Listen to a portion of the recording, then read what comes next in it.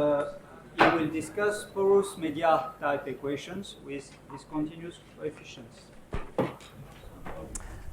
Thank you very much for the presentation.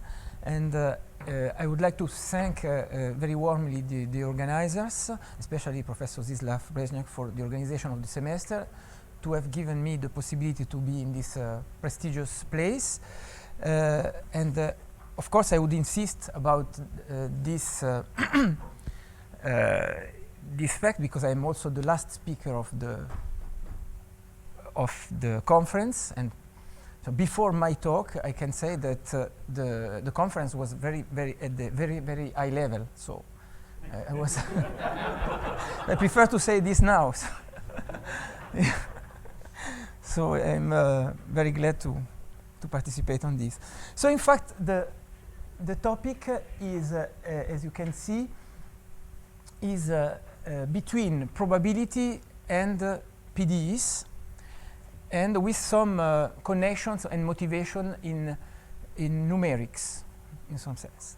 So in fact, the two basic papers are the first one with Philippe Blanchard and Michael Röckner. The second one are with Fiorel Barbu and Michael Röckner. And so, in fact, those papers, they discuss a probabilistic representation of a PDE with irregular coefficients. The first case concerns the so-called non-degenerate case, in the sense that I will tell later, and the second one, the degenerate case. So the plan of the talk will be the following. At the beginning, I will mention some motivation that come from complex system, which was so Michael Röckner and myself, we are not experts, especially on the topic, but Philippe Blanchard is, and he suggested us that type of equation.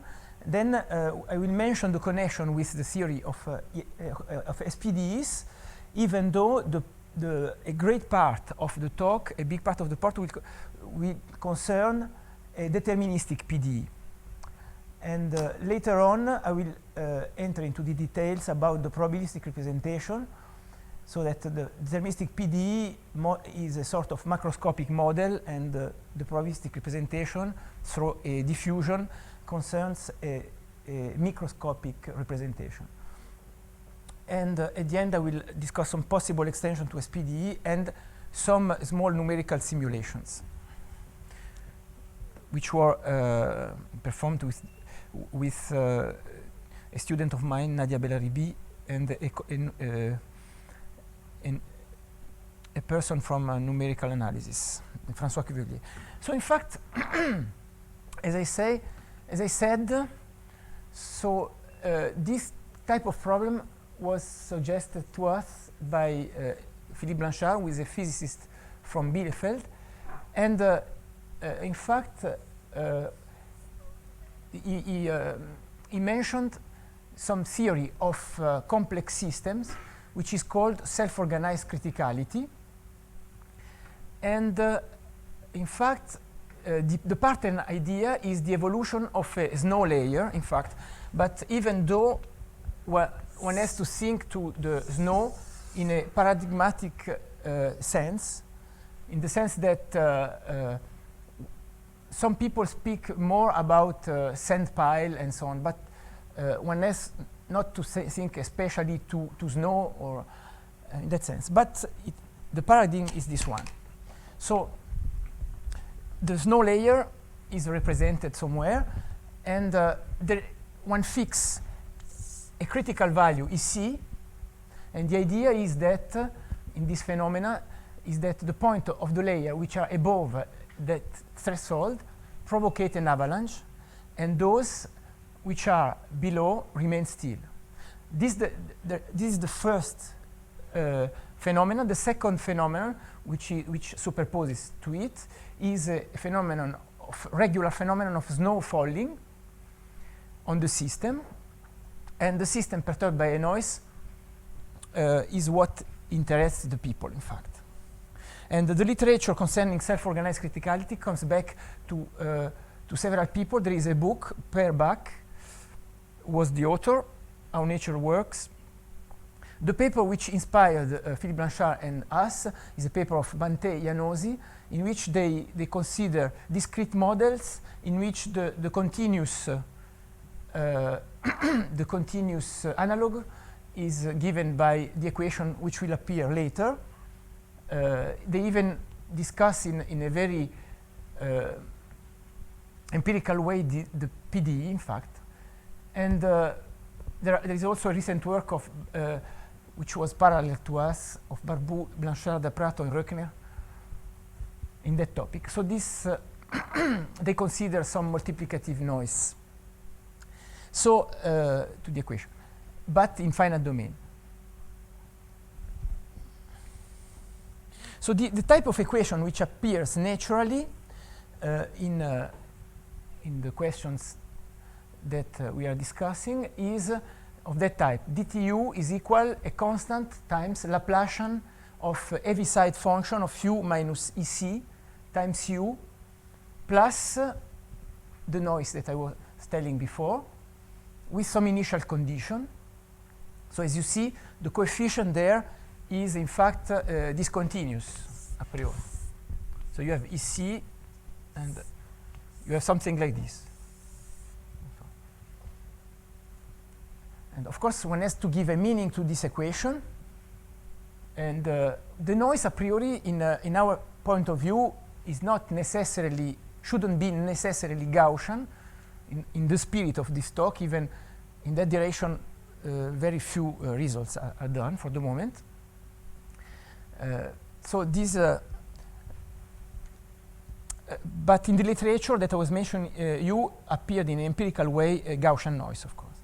So what people say in self-organized criticality, they say that the two phases, the phase of avalanche and the phase of snow falling, occur in time scales which are very different. So since avalanches occur much faster, and so there is a sense to separate the two phenomena, the deterministic phenomenon and the snow falling. It's what people do. So now the model and connections with SPDE. So the connection that will appear at the end will be more related to multiplicative noise. And the object of investigation should be this one. dtu is equal 1/2 Laplace of beta u plus xtx utx in L1 of Rd. This is the target, if you want, with some initial condition. Now, what are the, if you want to extend a little bit, of course, we were motivated by this kind of beta here. This is the coefficient beta related to the porous media equation. It was the motivation, but of course you can write things in a more general framework, and the framework, in fact, assumes the following on the coefficient beta. First of all, this beta is increasing, increasing or non-decreasing, possibly discontinuous. Then there is an assumption which will be used in order to remain in the framework of monotonicity, because we will be in a framework of monotonicity. I will explain why. So that beta u plus lambda u, when u goes to plus infinity, equal plus infinity. In fact, the condition, this is a condition in order to solve the PDE. In fact, for us, the behavior of u going to minus infinity will not be important. So it's not necessary, because we will be interested in positive solutions. And you have, there is c bigger than 0 such that beta u is smaller or equal than cu. So in that case, we are not interested specifically in the classical porous media with u cube and up, which can be treated because of the regularity of the coefficient, even if not Lipschitz. We are interested specifically in the irregular case. So the assumption we put there implies that beta 0 equals 0 and beta is continuous at 0. And you can construct a function phi here defined on R star with value in R plus bounded such that beta u is equal phi square u divided by u. Okay, you can see this by the assumptions we put there. So phi will be positive and natural. So in fact, now of course the problem is when you have this kind of equations is how to handle with this function beta. So is it at the discontinuity point, is it important the value that you attribute or not? So in fact, in our framework, which will result as reasonable, in my opinion, in fact, what the discontinuity point have to be considered as producing a graph. So in the sense that one has to fill the graph. So in fact, for us, we will consider not beta at the discontinuity point as a function, but more as a multi-valued function, so a graph. And this is the reasonable way to do. A posteriori, you will understand this. So the function phi was defined on R plus, on R star.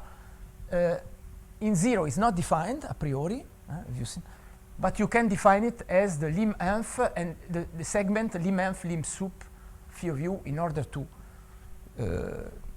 be. So this convention will help us later.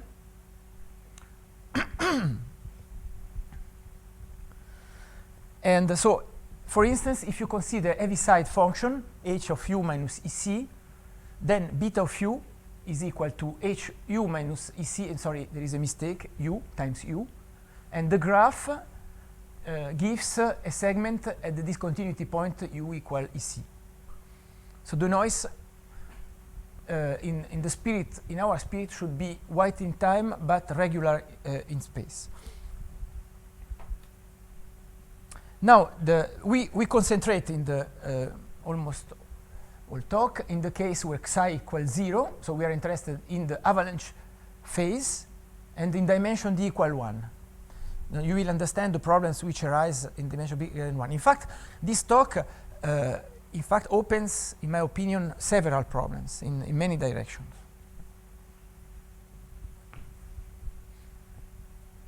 So let's consider the deterministic PDE.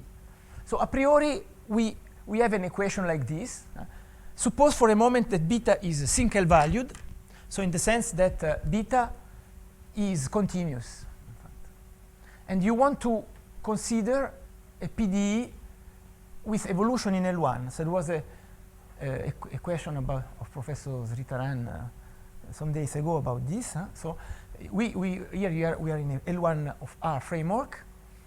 And of course, we have to decide how to interpret this equation. Of course, the first idea, reasonable idea, is to interpret it in the sense of distributions. In the sense of distribution, suppose that beta is single value. So we integrate against a tensor function in space, and then we integrate from 0 to t in time.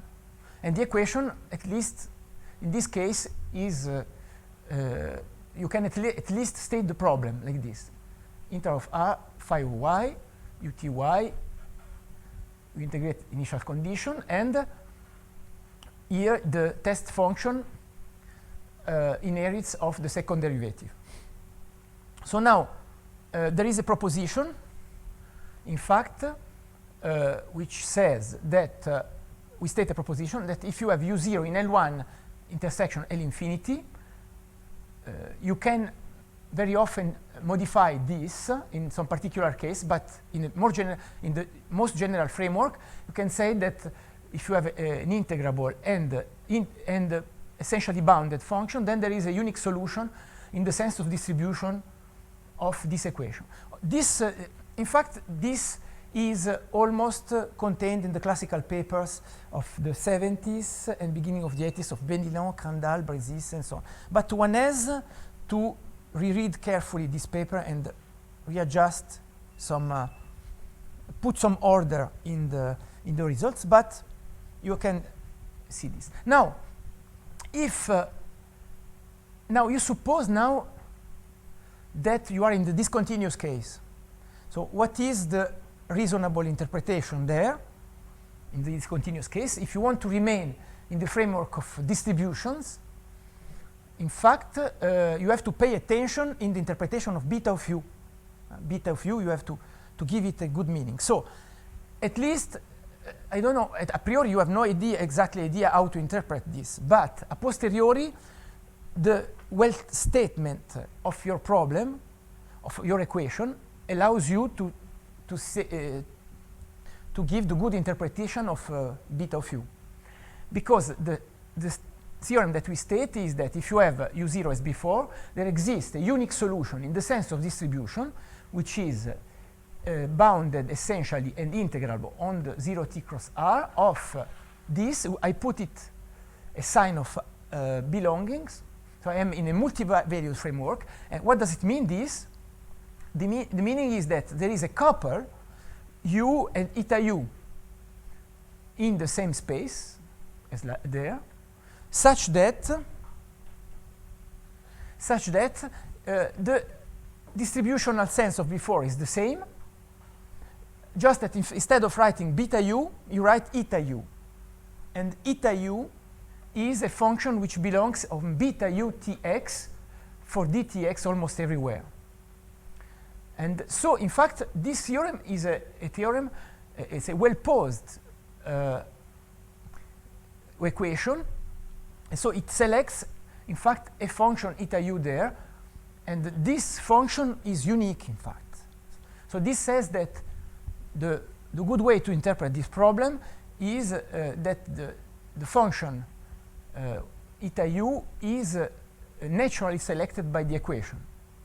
And moreover, you have that ut point smaller than u0 as L infinity norm. And the solution u is in C0t in L1 of R, which is in this space. So as you see here, this C0 is not more than C0, in fact. And you will see there will be, if you think in a spirit of Born-Ring integral, so if you, because we integrated in respect to time, in the spirit of Born-Ring integral, you don't have a solution, a strict solution. It's really a weak type solution. Just some words to say that you can see in this particular case of dimension 1 that eta u, if u is unique, then eta u is necessarily unique, because it must satisfy this relation, and we are in L1.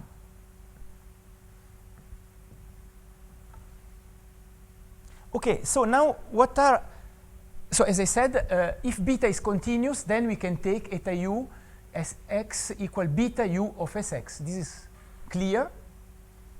And now, as I said, we have two types of situations.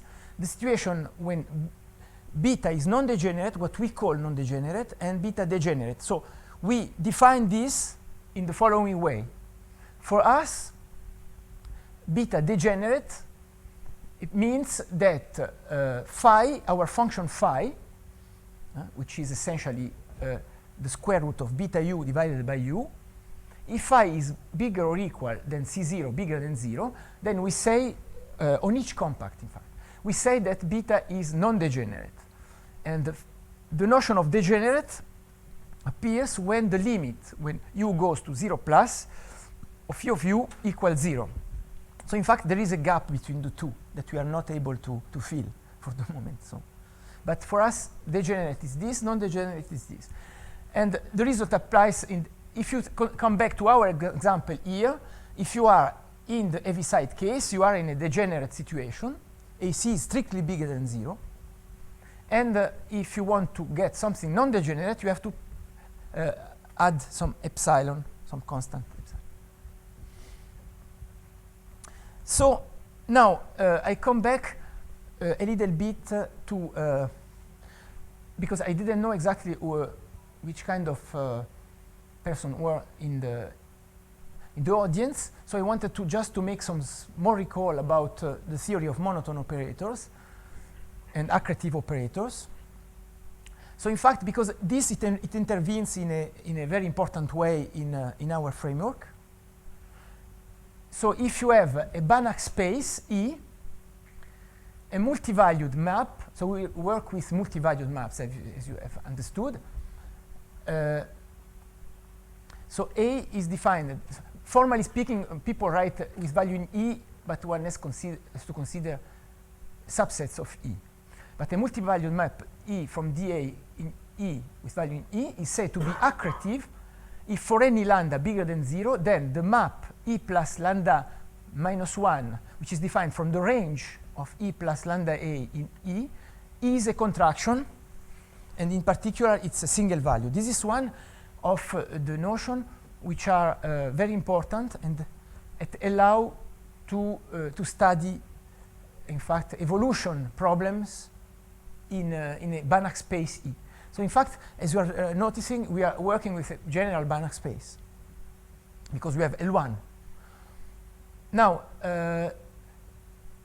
so this is single valued. So in practice, you have to check this kind of conditions on the particular examples. And A is said to be M accretive if A is accretive and the range E plus lambda A is dual space for some lambda bigger than 0. So these are the conditions which appear. Now, just as a curiosity, in fact, it's not intervening here, but people, if you are not expert, I mean, the theory of accretive operators is a general extension of the theory, is one of the natural extensions of the theory of monotone operators, which is defined in Hilbert space as this one. So in fact, if you take, so the notion of monotonicity is absolutely natural. If you have, it extends the notion of monotonicity on R. So if you have x1 and x2, z1 in x1, z2 in x2, then you need to have this condition. So this is the notion of monotonicity. And if you are in a Hilbert space, then the notion of monotonicity is equivalent to the notion of accretivity. So this is an easy exercise for the students. So you just write. I don't want to insist too much, but this is a general framework. So if x1, z1, zi is in A xi. So if you have this, you have this. And then if you suppose that A is monotone, then so this fact here was obtained from here, multiplying with a scalar product in H with respect to x1 minus x2, and you get this. And then this is the basic object. So if you suppose that A is monotone, then you have a positivity on the second term, and you can write this. And this is by Cauchy-Schwarz smaller than this. So this implies that you have a contraction. Exactly. So, and on the other, in the other sense, is the same. If you have a contraction, then let zi in AXI, and setting this using accretivity. You have accretivity is given here. You expand this, and you divide by lambda, and you go to the limit, and you get this, which is positive. This was just a curiosity for which just to recall that this notion of accretivity extends the notion of monotonicity. Now, let's come back to the proposition. As I said, the deterministic proposition is essentially you can, with some effort, recover the results from the classical literature, but you have to pay a little bit attention. So uniqueness, so because we stated the result in the distributional sense. So there is a paper of Benilan-Crandall, 81, in which they state the result for beta continuous, but the remarks extends the result to the general case. And what is essential is that beta is continuous at 0. Now, for the existence, you can use, as suggested, the machinery of monotonicity. So, so in this sense, Professor Barbu helps us quite a lot on this sense.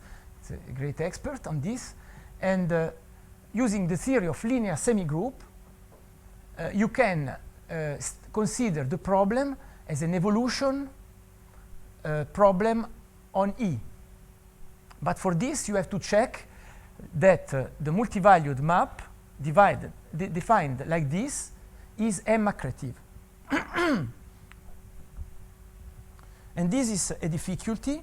So in particular, you have to show that this is a contraction. So in practice, you have to study the elliptic equation, elliptic in the sense that you don't have the time, E plus lambda A, which is Laplace of beta u, equal some G fixed, and you have to solve this. And this you can find it in the literature by the classical papers. And then this allows you to solve the equation at least as an evolution problem. But the difficulties are the following. So first of all, A. So there is a very good book from Showalter, 97, which explains the framework of monotonicity very well. And so since AE is not a Hilbert space, not reflexive, then you cannot show the existence of a strong solution in this sense. Strong solution, it means that you have really an absolutely continuous function with respect, in the sense that here you have a Bochner integral. So we don't have this in our framework. But we have a notion of C0 solution. Also, some people, they call it also mild. But mild is not exactly in the sense that you expect always. But it's a C0 solution in the sense that it's a uniform limit of epsilon solution. So in some sense, it's a numerical scheme, if you want. So these equations, what is an epsilon solution? If you have a subdivision of 0t, then you can always construct an epsilon solution very easily once you have checked the assumption of M-accretivity for A, because step by step you can solve the elliptic equation given by this. Since lambda A, since you have this property of contraction of E plus lambda A, you can always find a Vj at each step. And so you can construct an epsilon solution and a C0 solution. What is a C0 solution? It's a limit of epsilon solution. And in this sense, you can construct a solution.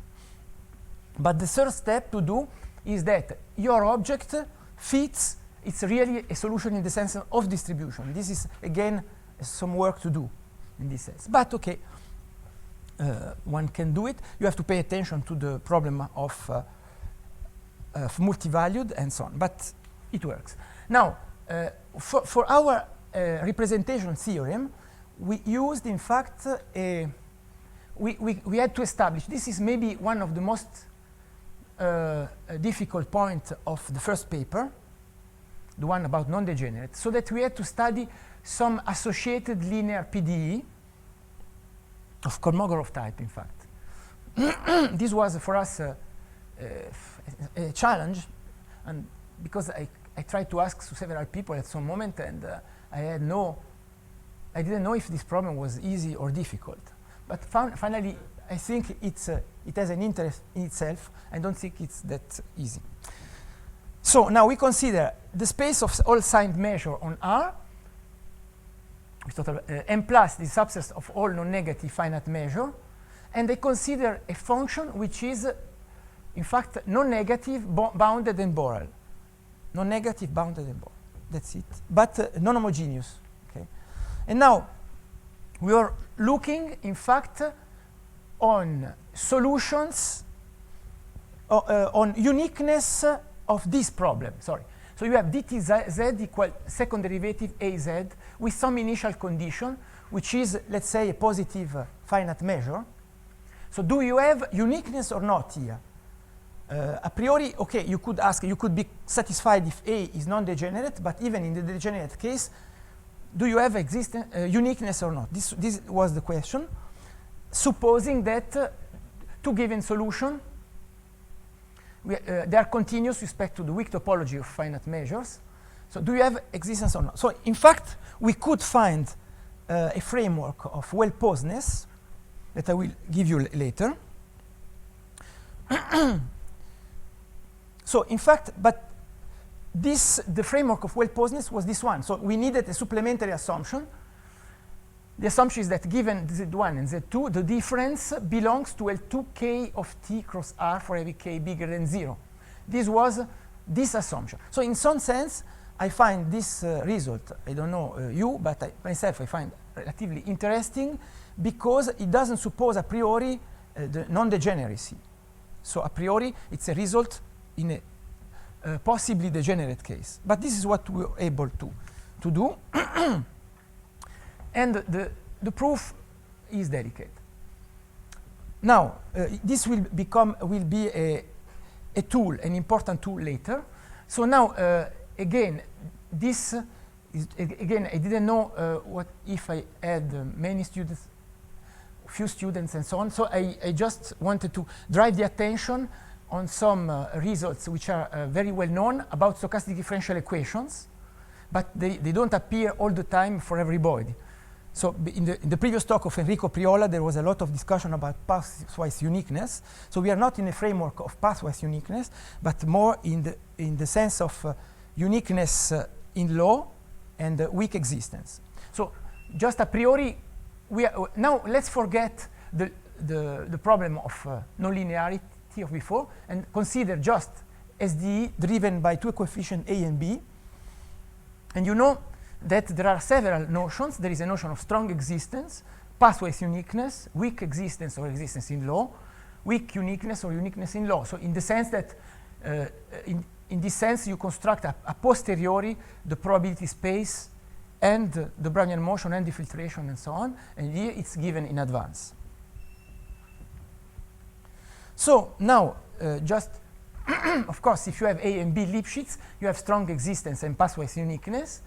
If you have A bigger equal than epsilon bigger than 0 in every compact and A, B are continuous and bounded, then weak existence and uniqueness in law are valid by Struck-Varadan. Now what is important for us is that in the case D equal 1, and this is why we restricted to D equal 1, is that in that case A and B are only required to be measurable. So we don't have an assumption of continuity there, and we needed this for the moment. Of course, you had other criterion that do not intervene. For us, this criterion is the important one. So in dimension 2 also you have a result with possibly Borel function, but you need time homogeneity. Okay, and let's go to the probabilistic representation. Describe the problem. So we have, so this, for the moment I say that I have a probability space and a Brownian motion, but later on we'll work in a weak sense. So let's come back to a basic observation which is very well known by several people, but not so completely well known in all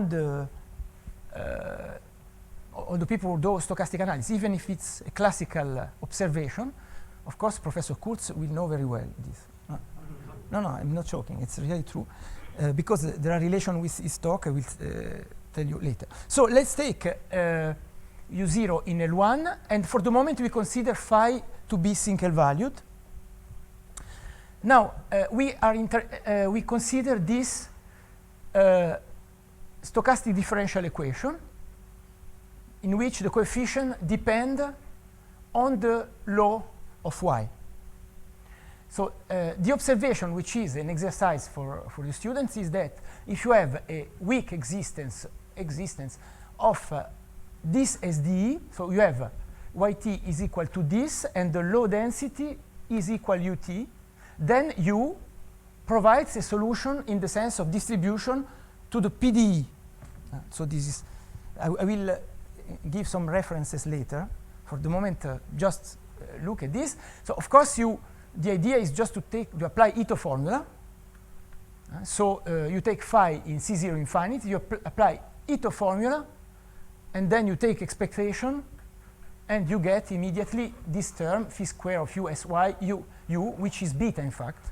And so you show that you construct in this way a solution. So if you have a solution of the SDE, nonlinear SDE, you get a solution of the porous media equation, generalized porous media. This is, of course, in a framework of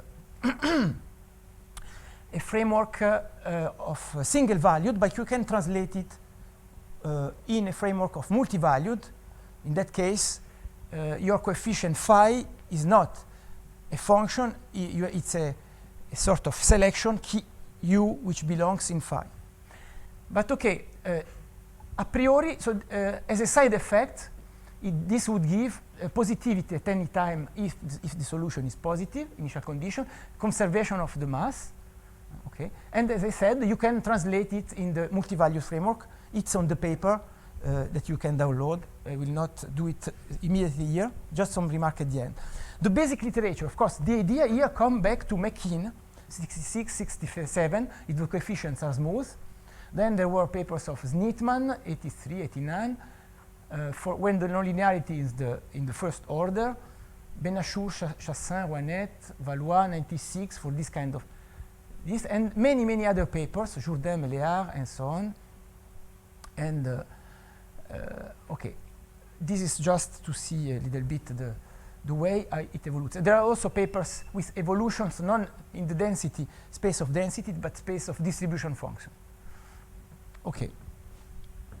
Now, the non-degenerate case. So how do you treat the non-degenerate case? Because in some sense now, we would like, the basic observation I gave before, which is an exercise for the students, we would like to reverse it. So to find, to make the other way around, to construct the probabilistic solution in the framework that I discussed before. So let's suppose that you are in a non-degenerate case. So phi is bigger or equal than a constant bigger than 0. As if you start with this motivation, you just add an epsilon. And the main result written in the framework of single-valued is the following. If you have an initial condition u0 in L1 intersection L infinity, such that u0 is bigger or equal than 0, and it's a probability density, then if you have a phi Borel non-degenerate and bounded, I put continuous here just because of the writing, but of course the main issue is that it's not continuous. Then you have a solution y to this problem. So it's the other way. So you have a solution y to this problem, which is you have the equation here, which involves in the coefficient the low density u. And the solution is in C0, 0t L1 intersection L infinity.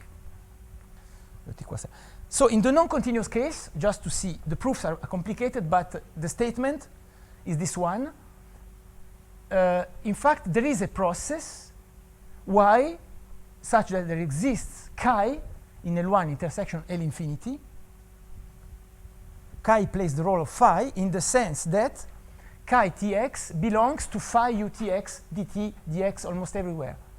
And you have this weakly in the sense of probability, and the low density of yt is ut point. So this is the framework in the non-degenerate case.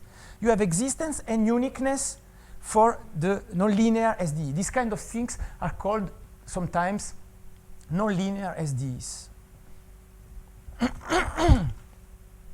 So now the ingredients of the representation proof in the non-degenerate case. So in fact, we consider, for starting for simplicity, the single-valued case. So as I said, this uniqueness argument is significant. And so let's start with, once we were able to study the PDE, so the deterministic PDE, so you consider the solution U of the deterministic PDE, since beta is non-degenerate, so phi is bigger or equal than a constant on compact set, then you can apply Struck-Varadan but of course you don't have any information about regularity of use, so this is only measurable, but it's okay in dimension 1. So you can construct a solution yt of this equation. Then, of course, this you don't know the relation between u and so y is a process, and at fixed time t it has a law, and there is no reason why this law is u. But applying Ito formula, you can show that ztx, which is a measure valued here object, for every t you have a measure, probability measure, then it solves the PDE of before. So the deterministic linear PDE of Kolmogorov type, this one. So, but the other one, U solves the same equation, of course. So you have two solutions, U and Z, and in order to prove the existence for the probabilistic representation, it's enough to show that U equal Z. Now, the lemma of before allows to conclude if U and Z fulfill the assumption A. So do they fulfill the assumption A? This is the question. For U, so it would be nice if U and Z are both in this space, then the difference is in the space. So U, of course, being in this space, it is in this space, because U lives in this space. It's the solution of the PDE. Z has to be shown to live in this space. And in fact, the first step that we found a paper here from Bogachev and Krylov in which they proved, in fact, LP, even L2, but not L2 global. And in fact, the step from L2 global to L2 local to L2 global is not easy. But finally, we could find the Krylov estimates, which imply really this. Krylov estimates gives us this. If y comes, it's a solution of this, then you can write this, which in fact, by Reed's theorem, in fact, gives you really the fact that the y of the law of y as a function in t and x is in this space. So then you can apply, you can in fact conclude the existence. Now for the uniqueness, uniqueness is less difficult, because if you have y1 and y2, which are two processes solving the nonlinear PDE, nonlinear SDE of Mekin type, then if u1 and u2 are the laws of y1 and y2, then they are obliged to solve the PDE by the observation of before, and by uniqueness of the PDE, you have u1 equal u2. And then u1 equal u2 follows by the non-degenerate version of Struck-Varadan arguments, which also with measurable non-degenerate coefficients. Okay, so now about the degenerate case, just some observations, is that finally the question was really, is this a technical barrier or it's a real barrier, this condition that we put? So let's come back for a moment to our linear problem, which was interesting in itself, and we try to understand if really we could do better. And in fact, of course, the problem was that we could not really, you can improve a little bit maybe, but you can have non-uniqueness even in the time homogeneous case. For instance, if you consider a function a continuous, a0 equals 0, and 1 over a locally integrable, ax different from 0 and x different from 0, you can construct this kind of functions. Then you can produce at least two solutions of this, of the equation. The first one taking identically delta 0, which has no density, and the other one, it's a probabilistic solution constructed by Engelbert-Schmidt criterion, because because I was mentioning Hilbert-Schmidt before, so in that situation you can in fact construct a solution of a solution which is non-trivial of this kind of equation.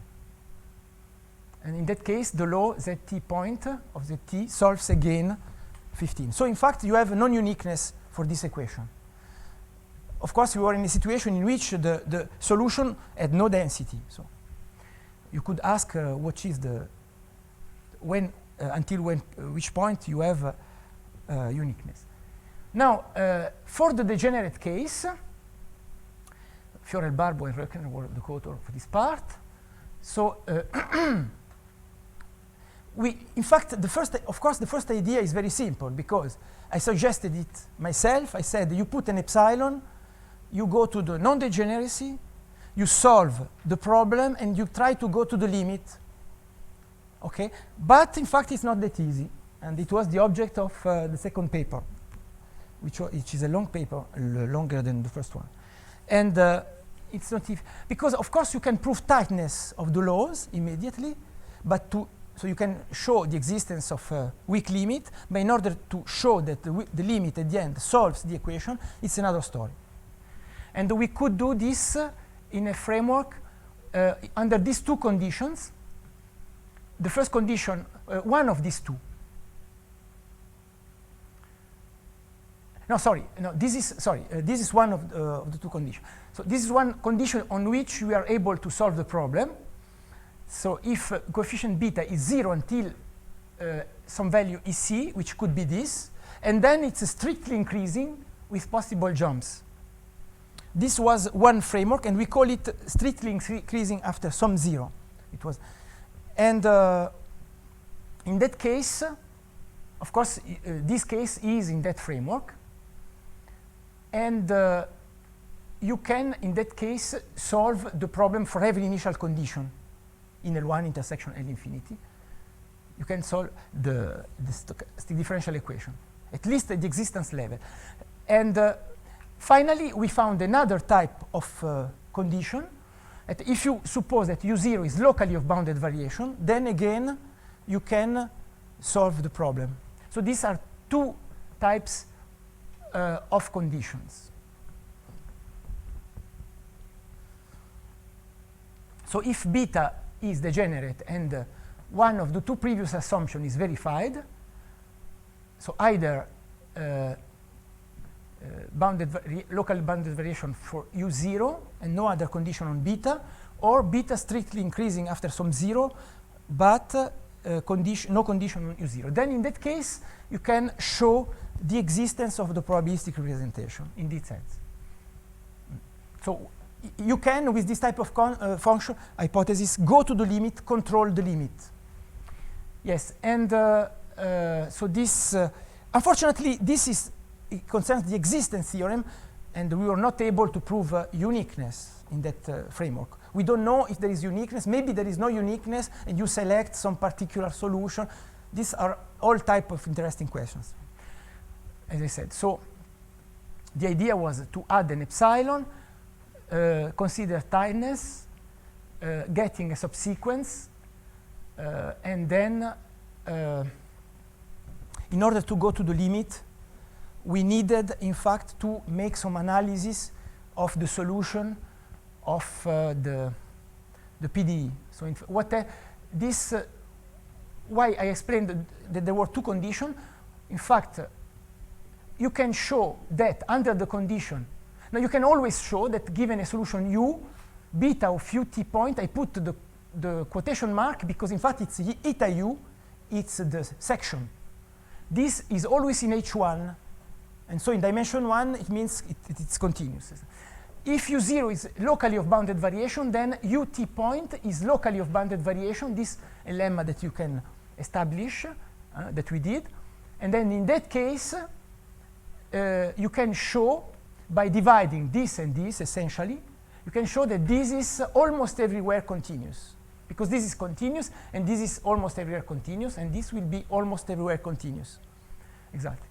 And if beta is strictly increasing after some 0, then without further assumption on initial condition, you can show that phi of ut point is continuous. And so you see, if you have the continuity of phi of few t point, then you can apply this, this theorem of, I don't know, how do you call it, portmanteau theorem. And so in the sense, the expectation of function of that type converge. And okay, so now some numerical simulation, because there was some, of course, one should consider some perturbation, but even in that case, to try to understand the behavior of the solution, probably here there are excellent, certainly there are excellent analysts, and maybe they have already an answer about the speculation that we are doing here. So we are trying to rate what is the behavior for the long time of the solution. So, and this a student of mine and a colleague of mine from numerical analysis, we tried to investigate it. So we constructed interacting particle system. So again, we come to the problem which could be interesting, which has connection with the talk of Professor Kurz. So the idea is that, in fact, instead of having here U, which is distribution, you approximate here by the empirical law. Okay? And so you consider a system. And now you have Brownian motion which are independent, and in fact you have a vector here that you can in fact simulate. And in fact, in this type of problems, so the K is this is a problem of it's related to non-parametric density estimates. If you have a Gaussian and 0-1 density, people consider also different type of kernels, but we consider here a Gaussian type estimates. Kappa epsilon converges to the Dirac delta function, and one of the interesting problem here is to select, to find the good balance between epsilon and n. And again, this was in some sense in relation with the talk of Monday. So in fact, you have to find a good balance at this level, and this is an interesting problem that we are investigated. In fact, generally, the first step, there are several papers in that direction, but the first step is to try to minimize the quadratic error of P and P head. And if you, there are some textbooks like the book of Silverman, which allows you to find a criterion to find somehow something which minimizes this. But we tried to do better, because they consider, so they obtain some expression, and this expression appears at the end. They suppose that the law, the target law, is a Gaussian law, and in fact this is not stable with respect to bimodal law and trinomial law and so on. But this is a problem under investigation. And okay, we think that we have solved this problem. And if you see the behavior now of those solutions, it's relatively interesting. Even maybe as a posteriori, you can say that you can expect this. In fact, here you have in red the probabilistic solution, in black. So we stimulated the analyst, the numerical analyst, to find some deterministic approach. In fact, it's not that obvious, because even in the deterministic approach, in fact, you know, this porous media type, there is not so much in the literature, especially if the situation is very singular, and so on. But we found somehow a paper, a recent paper of some Italian scientists, Puppo, Cavalli, Semplice, and Nappo, and so on. We try to compare. Of course, the idea here is to try to go to the multidimensional case, at least at the level of simulations. But okay, we implemented the probabilistic argument and the deterministic one. And of course, in the probabilistic argument, you cannot hope without reduction of variance to go below d power minus 2 or something like this.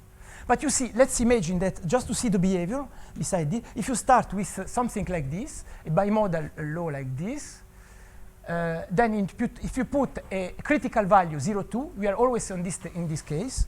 Then after some time, you get something like this. After some time, you go below 0,2, in fact.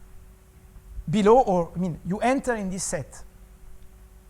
So if you start with trinomial and 0, 15 as a critical value, again, after some time, you have we put the deterministic and the probabilistic here. But after some time, you go below, you go again around that point, and then numerically the situation is stable. And again, here a situation when the two kicks are near, then you go beyond, but the two figures stick together. Okay, this is what happens when at the beginning you are there. But okay, you can make some speculation about what is the convergence. If you, trinomial, also similar phenomena, so on, tac, and then they go together if they start close, even with Dirac. So this we try to represent also. In fact, this is a singular, somehow singular law. We wanted to represent this because in order to test our technique of epsilon, choice of epsilon, because the classical techniques suppose that your target is C2, and we didn't want to suppose this. But okay, again, you have similar phenomenon, and again this. So you go below, and so on. So of course, the question is, do you have, in some sense, absorption after a finite time, which could be a suggestion? And in fact, I was asking question to Michael Röckner some days ago because he was speaking about, of course, he mentioned about extinction. Of course, in our case, we cannot get extinction to 0 because 0 is not an integral equal to 1. So we have to enter in a set in which there is place for function whose integral is 1. So the speculation is to say that the set of u such that beta of u equals 0 in some sense attracts, in fact, attracts, or even you have extinction. Okay, at the level of SPDEs, just a word to say that in the case of multiplicative, this is completely in progress, but of course, if you add some, for instance, the idea is to add a noise here, but if you add here a Borel bounded function, then you can still have somehow a probabilistic representation, but you will not have the law. And instead of the law of yt, you will have this kind of measure, and so on. And so if y is a solution of the SDE, nonlinear SDE, then you have the representation of before, and so on. And this you can go until a finite number of noises. But this is just a formal exercise, and it's not that interesting for the moment. So thank you very much for your attention.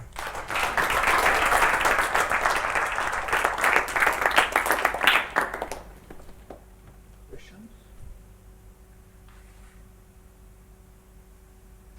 Professor Duan. In a degenerate case, you pick a square root phi square plus epsilon. Why do you choose that one? Sorry? Why do you choose that one? Why not just phi plus epsilon? Because yes, you would like to have other type of. This was the most immediate way to act in order to apply the result of before. There was no other reason. You would suggest something like Yoshida or something like this. Yes, maybe. But in any case, with this way, we got existence.